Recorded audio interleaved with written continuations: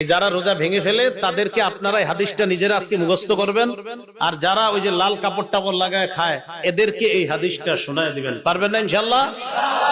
বাংলাটা মুখস্থ রাখতে পারবেন তো? বাস শেষের অংশটা মুখস্থ রাখলেই চলবে, শুধু শেষের জায়গাটা মুখস্থ রাখলেই চলবে।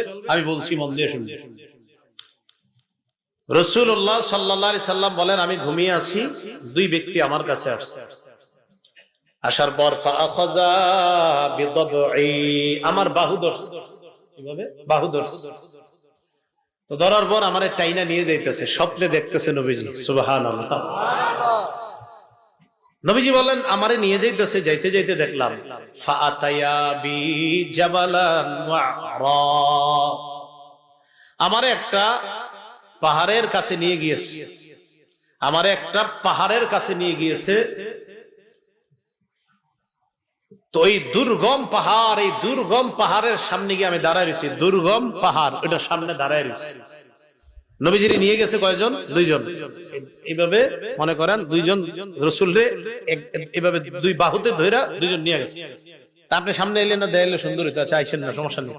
মানে দুইজন দুই দিক দিয়ে ধরছে, আপনি ধরে নিতে পারেন এইরকম, এরকম ধরে নিয়ে গেছে।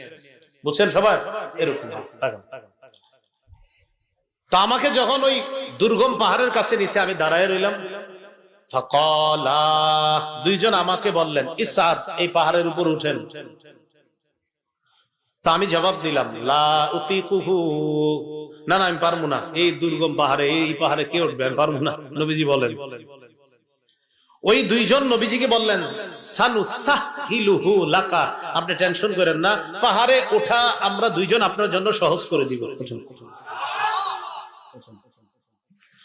রাসূলুল্লাহ সাল্লাল্লাহু আলাইহি সাল্লাম বলেন, আমি ঘুমিয়েছিলাম, স্বপ্নে দুই ব্যক্তি আমার কাছে এসেছে, আমার দুই বাহু ধরে আমাকে টেনে নিয়ে গেছে, দুর্গম একটা পাহাড়ের কাছে আনছে।